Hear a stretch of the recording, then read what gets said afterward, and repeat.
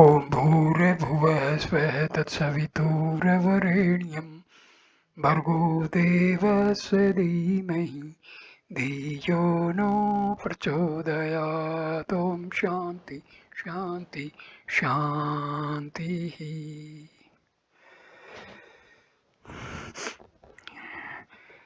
Namaste, my dear friends. This is video number 5 on the Ramana Gita. This video starts with chapter 8 on ashrams. Caste. Ramana makes it clear that these restrictions have no connection with seeking self-knowledge. All that is needed is the maturity for such enquiry. Verse 3. The stages are ladders for reaching the Supreme. They do not apply to one with a mature mind. Commentary. Here again, Ramana emphasizes that question of stages and gradual development would not apply to those who have, through proper practices, succeeded in purifying the mind. Krishna Bhiksu translation 4. This order of the ashrams is again prescribed that the affairs of the world may go on smoothly and well. The duties of the first three ashrams do not go against jnana. 5. Asceticism means pure jnana, not wearing the ochre robe or having a tonsure. However, initiation into asceticism is accepted as a way to remove several hindrances in one's path. 6. Were spiritual power kindled in brahmacharya, the first asrama, by discipline, it becomes later a big flame by thorough study of scriptures and increase in higher knowledge. A.R. Natarajan translation. Verse 4. It is for smooth working of the affairs of the world that these stages in life have been prescribed. The first three stages do not stand in the way on knowledge. Commentary. Ramana negates the popular belief that one has to renounce home in order to attain self-knowledge. Firstly, whether one is able to renounce home or is forced to stay in it depends on the karmic forces at work. Secondly, the discriminative faculty, the capacity to inquire about one's true nature, is a liberty given to all. Thirdly, the renunciation necessary for knowledge is of attachments of the mind. Ramana told a person who wished to resign his job, renunciation does not imply apparent divesting of customs, family ties, home, etc., but renunciation of desires and attachment.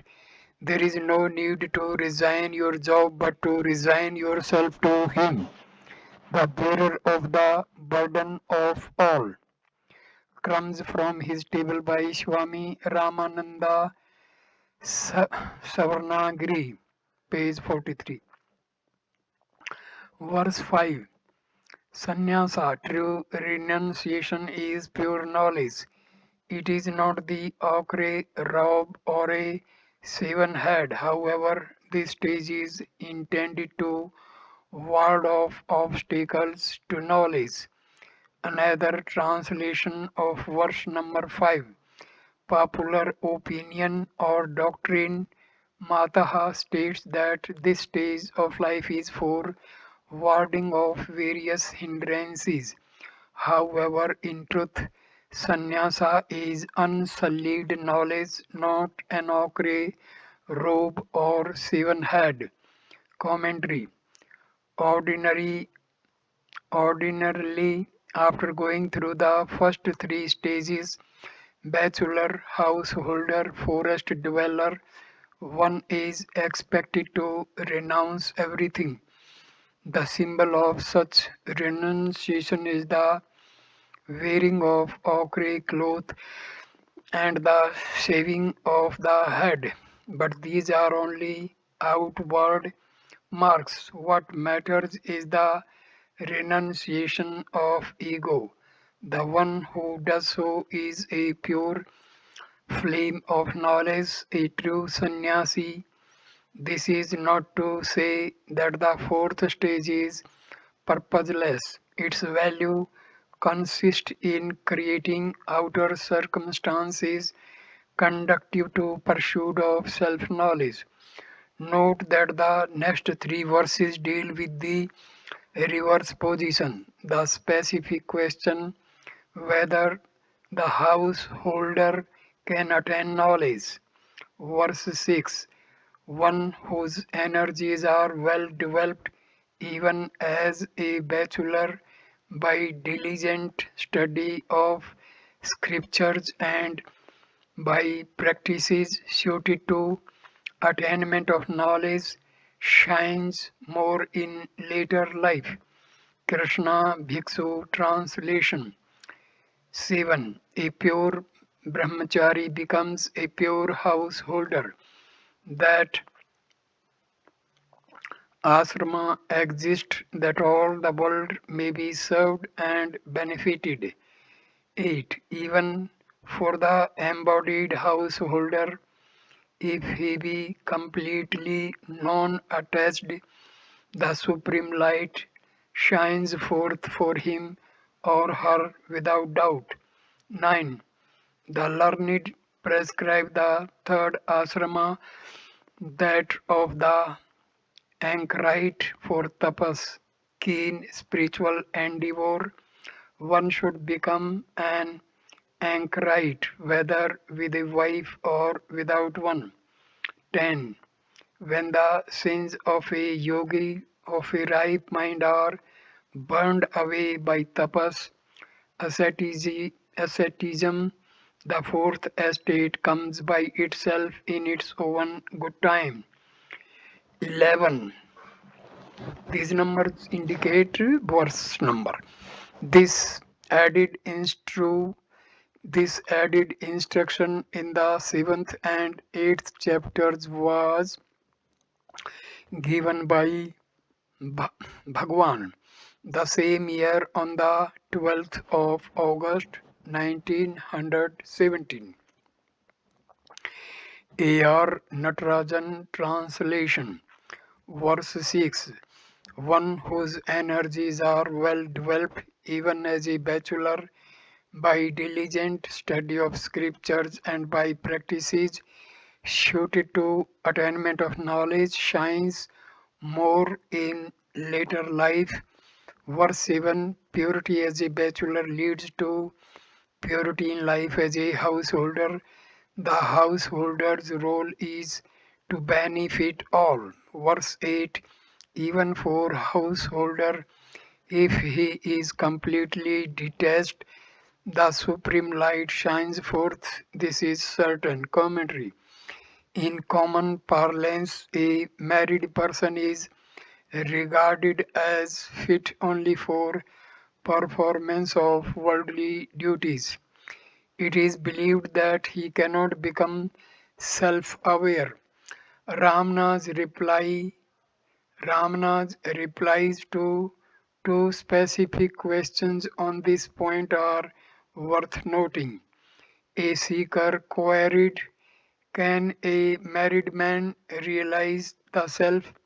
How does a grasta fare in the scheme of liberation?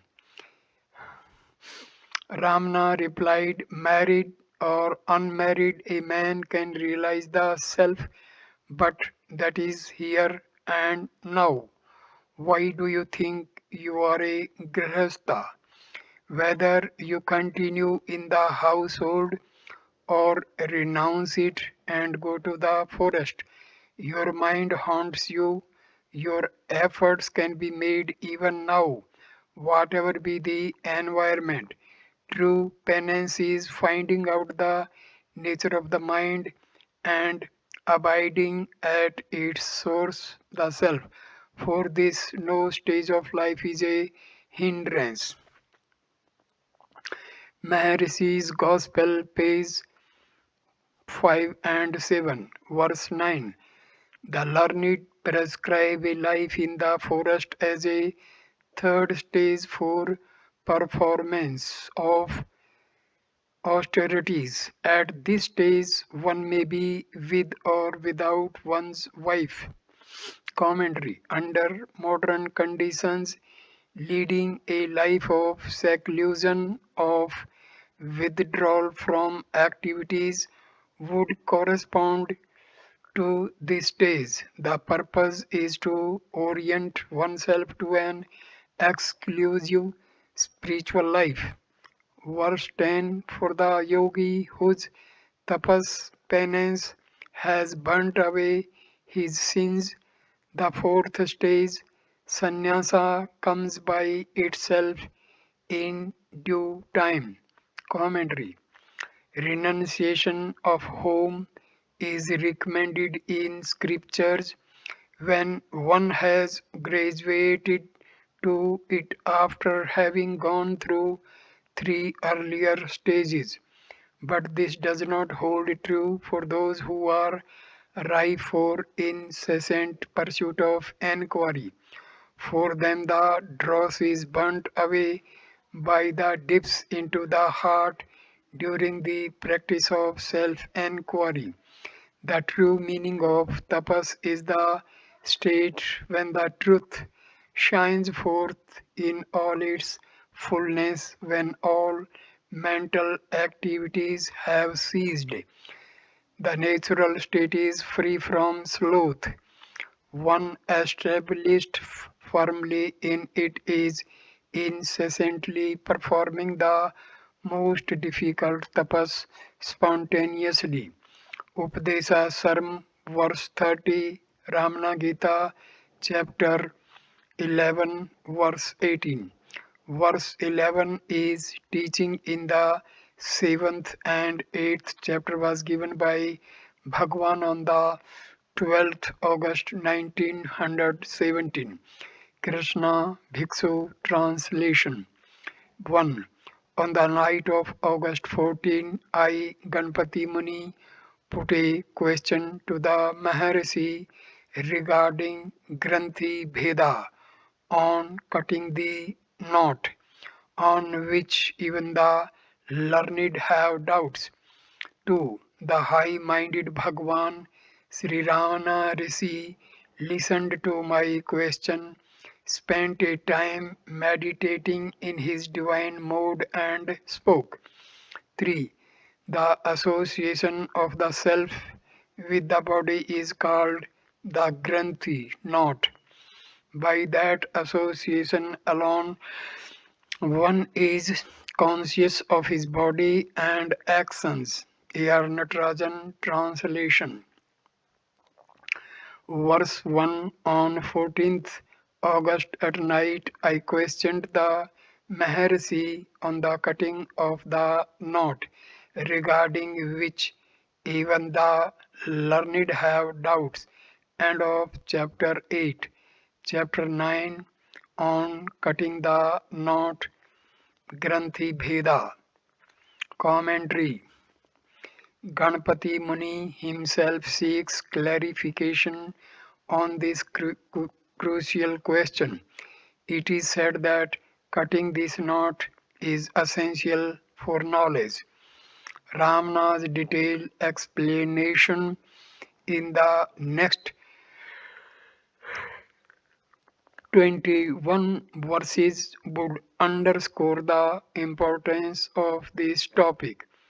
The first manifestation of ignorance is the rise of the I thought, the individualization of the self.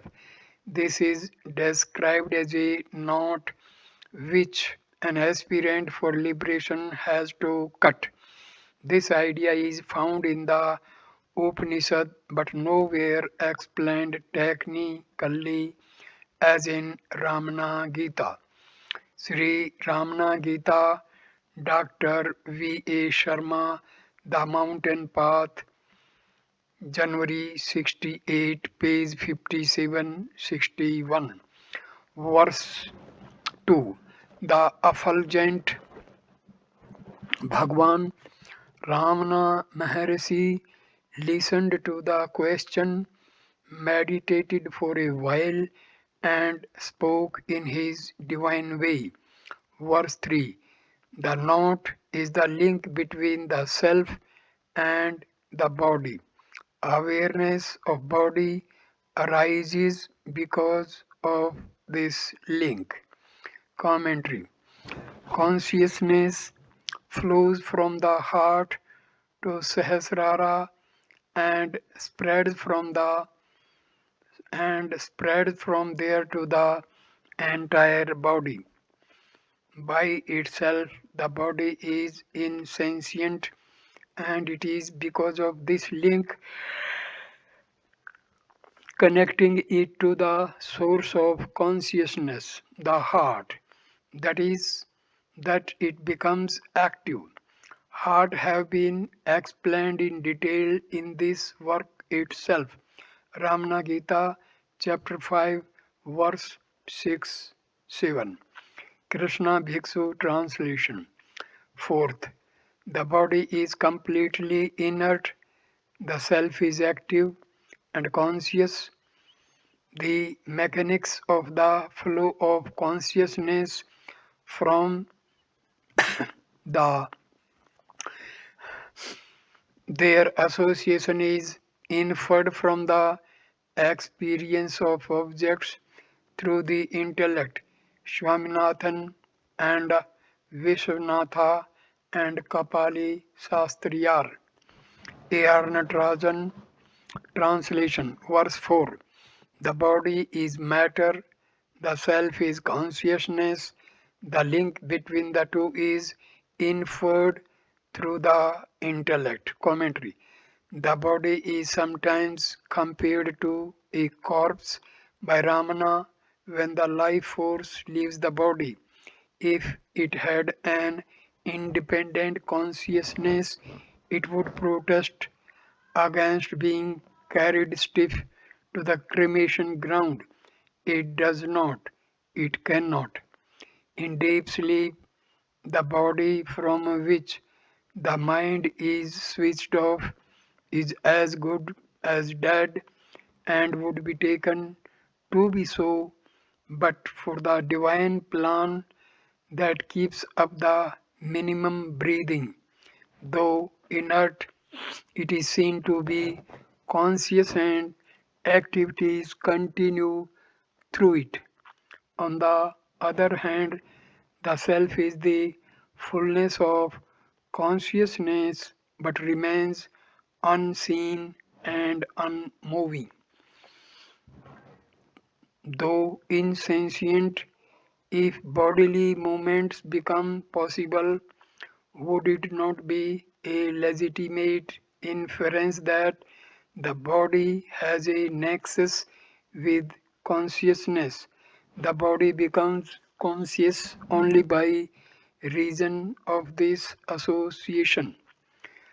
Ramana explains the nature of this link. The body is insentient, the self does not rise within the body's limit, an I rises between the body and self. It is named knot of matter and spirit. Ego, bondage, subtle body and mind. This is a special contribution of Ramana.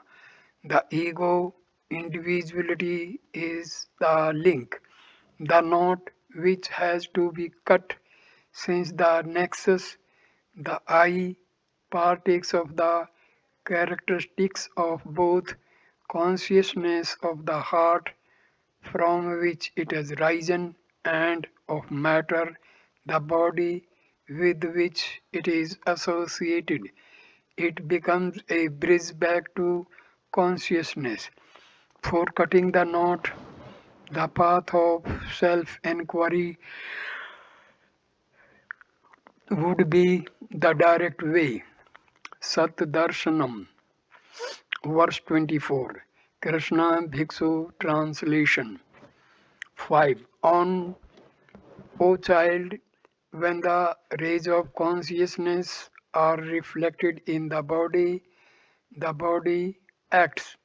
In sleep, swoon, etc., the rays are not so reflected and caught, and therefore some other seat of the self is inferred. A.R. Natarajan translation. Verse 5. It is by the diffused light of consciousness that the body functions. Since there is no awareness of the world in sleep, swoon, and so on, the location of the self is to be inferred. Commentary. The self is all pervasive, yet it must have a location in the body too. How can one state this? This is because daily in sleep, although the body's existence continues, the world is not perceived. Would it then not be reasonable to infer that individual consciousness has merged in its source within the body? The same can be said to be true of other situations like swoon, excessive fear, and so on. When there is no cognition of objects, then too the separate consciousness, the body, mind must have merged within in the conscious source. Again, if activity is possible on waking, should it not be because of the mind and the body being ignited by consciousness within? Since body consciousness is non-existent in some states, it follows that the body is not self-luminous. From another angle, it would be more appropriate to say that the body too is within the self instead of thinking the self is within the body, for it is the source from which all consciousness is derived. Krishna Bhiksu translation. 6. Electricity and similar forces which are subtle pass through the gross wires. Similarly, the light of active consciousness passes through a nadi nerve in the body. 7. The effulgent light of active consciousness starts at a point and gives light to the whole body, even as the sun does to the world. A.R. Natarajan translation. Verse 6. Just as the unseen electric current passes through the visible wires, the flame of consciousness flows through the various channels in the body. Verse 7. The flame of consciousness, taking hold of a center, lights up the entire body just as the sun illuminates the whole world. Commentary. Two apt analogies have been given by Ramana, who explains in these verses and the subsequent three verses the mode of the flow of consciousness from the heart to different parts of the body. The heart remains in its seat unswerving, but from it emanates the consciousness of the body in the same way as the sun lights the world. The self is the electricity dynamo, the mind is the contact switchboard, while the body is the bulb. The link is through various channels termed nadis. Conscious Immortality, Paul Brunton, page 81. Krishna Bhiksu, translation 8. When that light spreads out in the body, one gets experiences in the body. The sages call the original point Hridayam, the heart. 9. The flow of the rays of the light is inferred from the play of forces in the nadis. Each of the forces of the body courses along a special nadi. 10. The active consciousness lies in a distinct and separate nadi, which is called Susumna. Some call it Atma Nadi or and others Amrita Nadi. A.R. Natarajan, translation. Verse 8. It is because of the spreading of consciousness that one becomes aware of the body. The sages say that the center of radiation is the heart. Verse 9. The flow of consciousness is inferred from play of forces in the channels. The forces course the body, each hugging its particular channel. Verse 10. The channel through which consciousness flows is termed Susumna. It is also called Atmanadi, Paranadi, and Amrita Nadi. Verse 11. Because consciousness pervades the entire body, one gets attached to the body, regards the body as the self, and views the world as apart from oneself. Commentary. Though each sense organ has its own channel, the pride of place is for Susmana channel because consciousness flows through it to the mind, and it is the mind which in turn controls the senses. This channel is therefore also termed as the life giving one and the supreme one. Since the entire body is thus permeated by consciousness, the unwary come to identify themselves with the body. They do not pause to consider whether they are only that, nor do they inquire about the source or center of consciousness. If one regards oneself as a particular name and form, he has separated himself from others. Variety is perceived, and the unity behind that is lost sight of. This is termed as primal ignorance, for it is from this that the rest of the attachments flow.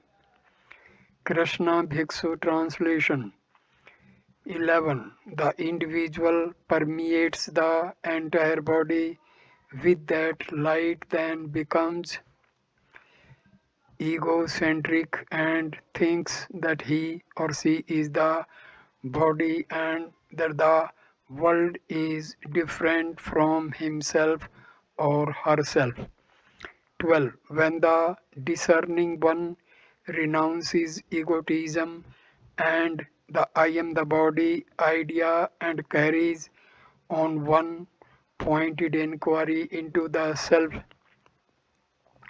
the movement of life force starts in the nadis. 13. This movement of the force separates the self from the other nadis, and the self then gets confined to the Amrita Nadi alone and shines with a clear light. A.R. Natarajan translation. Verse 11. Because consciousness pervades the entire body, one gets attached to the body, regards the body as the self, and views the world as apart from oneself. Verse 12. When the discriminating one becomes detached and giving up the idea that one is the body, single mindedly inquires, the churning of the channels take place. Commentary. Ramana now sets out the method for getting rid of this false notion, the wrong notion about oneself, of limiting oneself to a particular name and form, is bound to last only as long as one does not inquire undistractedly. But once inquiry is afoot about the assumption and one searches for the true import of I, then the ego, which cannot bear the searchlight of enquiry, takes it to its heels. Then there is a churning, and the life force, which was disturbed throughout the body, becomes centered in the supreme channel only. In the Ramana path, the enquiry about the self takes place through two attention focusing devices. Where from does this I arise, and what is the truth about the I? Sat Darshanam, verse 25, verse 13. On such churning of the channels, the self gets separated from them and shines forth by clinging to the supreme channel. Commentary. When the spirit of enquiry is absent, the I thought is mixed up with a host of other thoughts.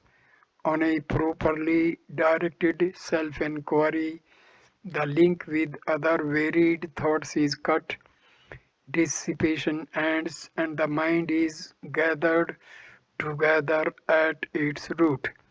When it is thus deprived of its associates, the I thought, the ego, has necessarily to fall back on its source, the consciousness. It gets merged there and shines as that. It may be noted that Ramana has stressed that it happens only on single-minded self-enquiry.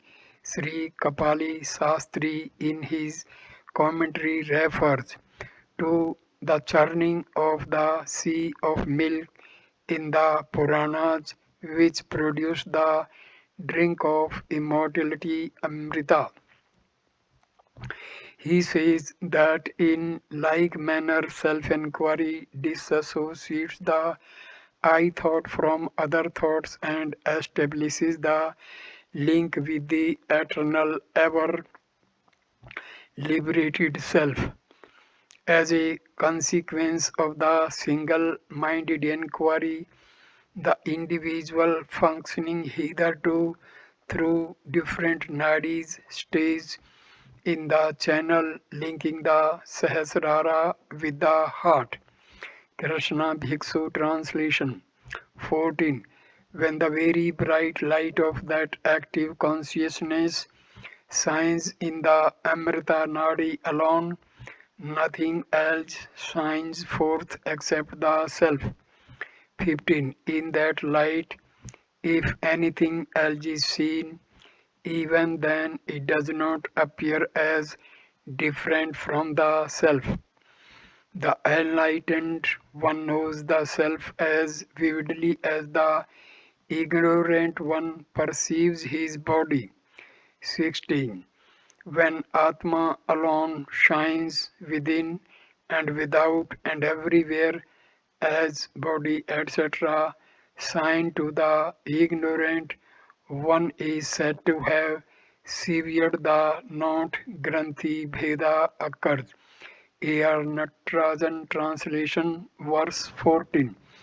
When consciousness stays in the supreme channel only, then self alone shines. Verse 15. Even though the objects are near, they are not seen as separate. He is aware of the self as clearly as the ignorant one is of his body.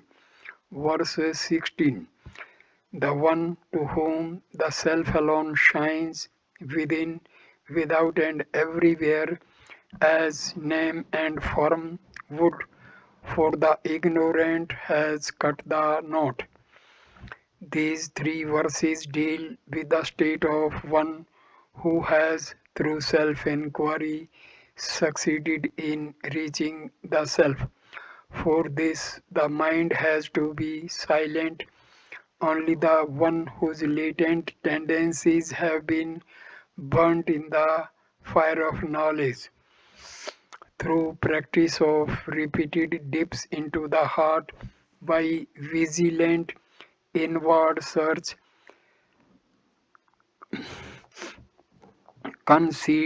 conceding in this. Thereafter, all duality ceases. A bodily location has been indicated for the heart so long as one has wrongly identified himself with the body. Such indication is necessary and helpful for spiritual practice. Once knowledge dawns, consciousness is seen everywhere and not only within. Why? This is because it is all pervasive, it envelops the entire universe, and nothing can exist apart from it. This means that for the wise, the barrier of space is also cut, not only that of time. Once the limitation of particular name and form is broken, the fullness of existence is felt and is never lost sight of. Is there objective awareness for the wise? Yes, but it does not distract their awareness of the throb of the heart. The manifold forms have lost their power to deceive. For such a one, the formless source of the seen is real, complete. The knot which is cut is the nexus between matter, the body, and consciousness, the heart. Therefore, instead of functioning through the reflected light of consciousness, the mind, one's life would be heart based, action would be perfect. Krishna Bhiksu Translation 17. There are two knots, one the bond of the nadis, and two egotism. The self, even though subtle, being tied up in the nadis, sees the entire gross world. 18. When the light withdraws from all other nadis and remains in one nadi alone, the knot between awareness and the body is cut asunder and the light abides as the self. 19. As a ball of iron heated to a high degree appears as a ball of fire, this body heated in the fire of self-inquiry becomes as one permeated by the self. A.R. Natarajan Translation Verse 17. The knot is twofold, one of the channels and the other of mental attachment. The perceiver, though subtle, sees the entire gross world through the channels. Commentary. In verse 9 and 10, it was seen that each sense organ is connected to the heart through its own channel. Unless the light of the mind functions, no perception is possible. The perceiver's mind uses the channels and the whole sensory world is felt. This verse 17 refers to the state prior to the cutting of the knot, before self inquiry has fructified and enabled the clinging to a single channel. Verse 18. When the mind is withdrawn from other channels and is in the supreme channel alone, then the link with the body is cut and one abides as the self. Commentary. The idea set out in verse 14 and 15 is reiterated. Verse 19. The body of one who abides in the self through self inquiry is resplendent, just as a heated iron ball appears as a ball of fire. Commentary. The body of the wise is the temple of God, for the consciousness of the self permeates every pore of their body. The body too acquires a special luster. To bring home the point, Ramana gives an analogy. The iron ball by itself is lifeless, but when heated properly, and as long as it remains heated, it will appear like the fire which heated it. It is significant to note that Ramana refers even this verse to the means by which the goal is reached, namely self inquiry. This emphasizes its importance. Krishna Bhiksu translation 20. Then for the embodied, the old tendencies inherent are destroyed, and then that one feels no body and therefore will not have the idea that he is an active agent karta. 21. When the self does not have the sense of active agency, karmas, tendencies, actions, and their results, etc., are destroyed for him, as there is none other than except the self. Doubts do not sprout for him. 22. Once the knot is cut, one never again gets entangled.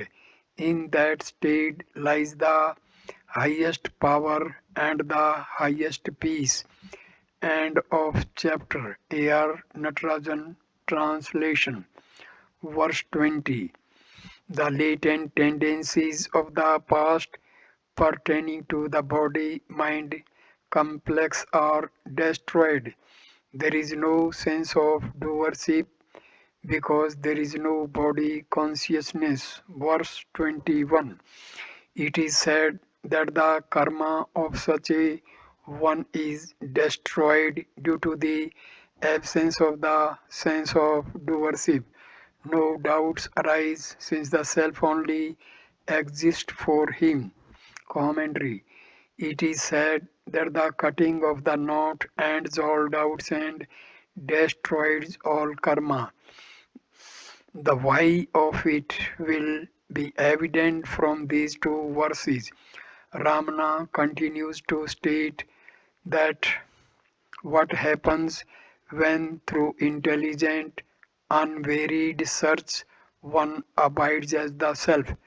Not only does the body of such a one shine like a heated ball of iron, he is also freed of all bondage.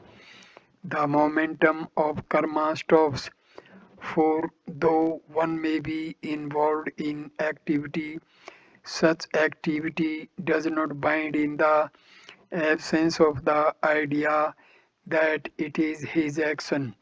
It is the sense of doership which binds.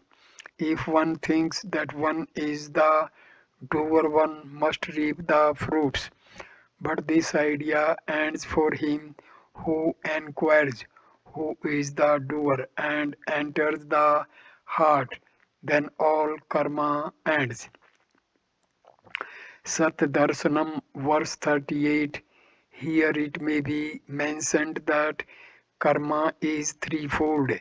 The total load, sanchita, that which has begun to operate in this life, prarabdha, and that which we are creating now, agami. While it is generally agreed that the balance of old karma and the future karma would be wiped out, some hold the view that the portion of the karma which has started cannot be warded off. One sees the knower to having bodily ailments and so on, and infers that the wise are also still caught in this portion of karma. Ramana, however, negates this idea. He says that it would appear to be so only from the point of view of the onlooker. When the fan is switched off, the movement does not stop immediately, but the wise person is unaffected by the event. He may be suffering, but he does not identify himself with it. Ramana put it in another way. If the agent, the doer upon whom karma depends, namely the ego, merges in its source and loses its form, will karma, which depends on it alone, survive? He also gives an apt analogy to prove his point. If a person who has three wives dies, then none can remain unwidowed. Similarly, when the doership is absent, none of the three forms of karma can survive. Doubts, and because direct experiential knowledge has taken the place of indirect knowledge based only on scriptural studies. Words of Grace Spiritual Instruction, page 61, supplement to the 40 verses, verse 33, verse 22. The one whose knot is cut can never again become bound. This state is one of supreme power and peace. Commentary. The mind of such a one is naturally silent, since all tendencies which externalize the mind have been destroyed. So, the state is understandably one of supreme peace. But how is it supremely powerful as well? This is because it is the ultimate source of everything. In that state, consciousness is untrammeled in any manner. Chapter 9 concluded. Sanskrit version in Sri Ramana's handwriting can be seen in photo file Ramana Gita album. Professor K. Swaminathan and Sri Viswanatha Swami translation. 1. We record in this, the 10th chapter, the conversation between Yati Yoganatha and Maharshi Ramana, which will rejoice society. 2. O great sage, what is the relation between society and its members? Lord, be pleased to explain this for the progressive improvement of society. Bhagwan 3. In a society consisting of followers of diverse ways of life, O best of sadhus, society is like the body and the members like its limbs. A.R. Natarajan translation. Verse 1. This chapter records the conversation between Yoganatha and Maharshi Ramana for conferring joy to the society. End of chapter 9 on cutting the knot, Granthi Bheda. Chapter 10 on society. Verse 2. Great says, what is the relationship between the individual and society? Please explain for the welfare of the society. Commentary. The Maharshi had transcended the rules and obligations of society and was therefore in a position to advise objectively and courageously. Yoganatha is therefore keen that society should benefit from the advice of the Maharshi. Verse 3. In a society comprising of followers of different ways of life, society is like the body and individuals are like the limbs. Commentary. Society comprises of various streams differing on the basis of location, background, and other factors. Even so, they are only parts of the whole of society. Their cohesive functioning is essential as the proper functioning is of each limb is necessary for the human body as a whole. Professor K. Swaminathan and Sri Vishwanatha Swami translation 4 on Sannyasin, a member prospers by working for the good of society like a limb serving its body. 5. Through mind, speech, and body, one should always conduct oneself so as to serve the interest of society and should also awaken his circle to do likewise. 6. One should build up one's own circle so as to serve the interest of society and then make it prosper so that society itself may prosper. A.R. Natarajan translation verse 4. An individual prospers by working for the good of the society like a limb being useful for the body. Verse 5. One should serve the interest of the society through body, speech, and mind and enthuse his circle to do likewise. Commentary. It may be noted that what is emphasized is actual conduct, practice, and not mere preaching.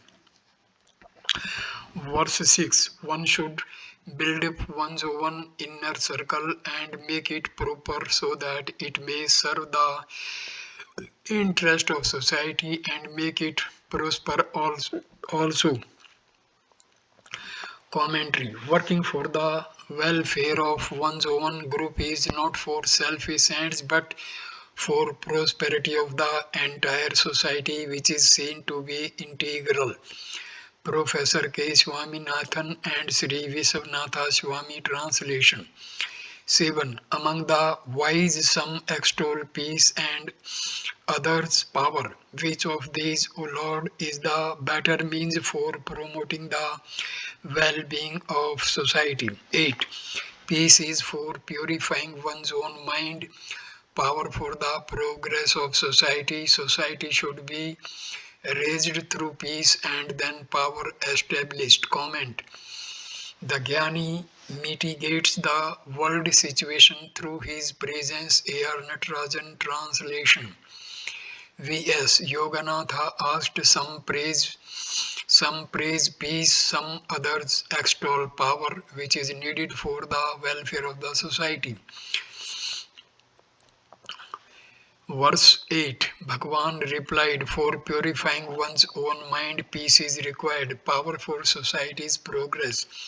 Society should be raised through power and then peace should be established. Commentary. For purification of the individual, quietness of mind is a precondition. The spiritual practices necessary for mind's purification are not possible if the mind is disturbed and wandering. Hence, peace is a must for the individual.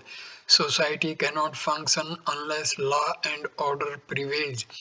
Power is necessary to sustain order. Maharshi, however, makes it clear that power, though absolutely essential, is not sufficient. Once order is established through power, it is only the peace of the individuals who constitute the society which matters. Professor K. Swaminathan and Sri Vishwanatha Swami translation 9. O great sage, what is the supreme goal on earth to be attained by human society as a whole? 10. Bhagwan, brotherhood based on sense of equality is the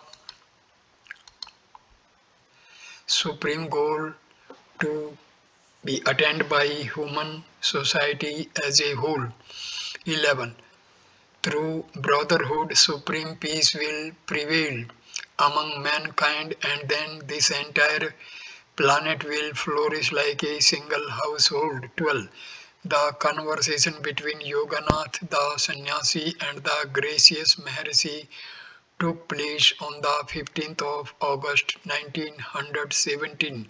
This ends chapter 10. A.R. Natarajan translation. Verse 9 Yoganatha asked, great sage, what is the supreme goal to be attained by entire human society? Verse 10 Bhagwan replied, brotherhood based on equality is the supreme goal of human society. Verse 11 Through brotherhood, peace and amity will prevail among mankind and the world will flourish like a single household. Commentary. The Maharshi has placed before humanity a lofty ideal. The interrelationship is to be on a feeling of oneness, of equality. This is the most important verse of this chapter, and it visualizes the position as to how the world would be if all are wise. Ramana has earlier referred to equality as the hallmark of the wise. It has been explained there that equality does not mean the absence of difference but awareness of the essential unity. Brotherhood would mean the presence of feeling of oneness. Ramana Gita chapter 1 verse 16. Verse 12. This conversation between the ascetic Yoganatha and the compassionate Ramana took place on the 15th of August 1917. Chapter 10 concluded. Sanskrit version in Sri Ramana's handwriting can be seen in photo file Ramana Gita album. Professor K. Swaminath and Sri Vishwanath Swami translation 1 and 2. On the night of the 16th, when he was alone, I approached the Guru, the great sage, the most eminent of the enlightened, who always abides in the self, the illustrious Ramana, now in human form, and sang his praises so as to be blessed with jnana, hard to gain. A.R. Natarajan translation. Verse 1 and 2 I approached the Guru, preeminent among the knowers of Brahma, who abides always in the self. The great says, the illustrious Ramana in human form on the night of 16th when he was alone and sang his praise to be blessed with wisdom so hard to attain. Commentary. In the words in the human form, we find a hint of the divine vision which the Muni was blessed with. What vision set out in the later verses enabled him to have an idea of the true stature of Ramana as Subramanya, the god who is regarded as peerless amongst seers of Burma. In this chapter, the questioner is the Muni himself. The praise in 12 verses, which flows mellifluously, evidences the pedestal on which the Muni always places Ramana as the world teacher. Professor K. Swaminathan and Sri Viswanatha Swami translation, end of chapter 10 on society. Next video will start with chapter 11 on compatibility of Jnana and Siddhis. Thank you for watching this video. Namaskar my dear friends. Thank you.